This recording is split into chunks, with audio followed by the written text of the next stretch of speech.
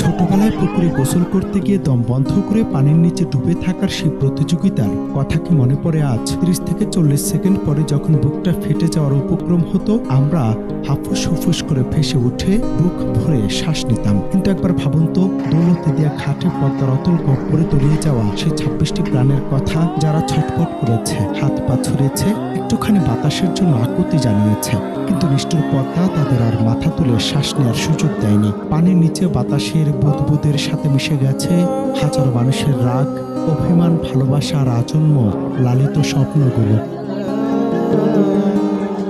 রাজবাড়ির দৌলতদিয়া ঘাটে ফেরিতে ওঠার সময় সৌহার্দ্য পরিবহনের যাত্রীবাহী বাসটি যখন নদীতে তলিয়ে যায়, তখন মুহূর্তে উৎসবের ফেরিঘাট পরিণত হয় এক মৃত্যুপুরীতে। উদ্ধার অভিযান শেষে নিহতের সংখ্যা দাঁড়িয়েছে 26 জনে।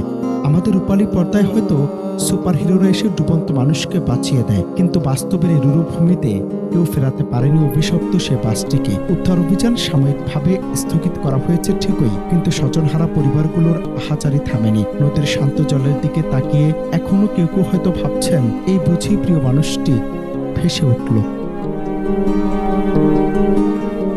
আমাদের দেশে দুর্ঘটনার পর তদন্ত কমিটি হয়, শোক প্রকাশ করা হয়, কিন্তু সে করে সমস্যা কেউ খুঁজে দেখে না। একটি বাসের চালকের সামান্য ভুল নাকি ফেরিঘাটের অব্যবস্থাপনা? দায়ীকে? যদি চালকের ভুলে এতগুলো প্রাণ যায়, তাহলে সেই চালকও যদি মারা যান, তবে এই রাষ্ট্র বিচার করবে কার?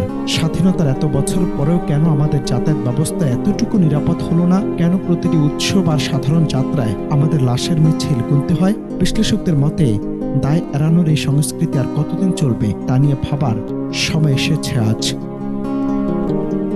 দৌলতদিয়ার এই ট্র্যাজেডি কেবল একটি সংখ্যা নয়, এটি আমাদের রাষ্ট্রীয় গাফিলতির এক জ্বলন্ত প্রমাণ। 26টি নিথর দেহ আজ কেবল মাটির নিচে ঘুমিয়ে যাবে, কিন্তু রেখে যাবে হাজারো প্রশ্ন।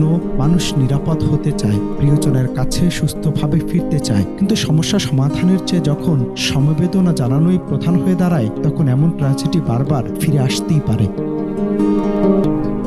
অনন্ত হাসান মাসুদ, বাংলা টিভি।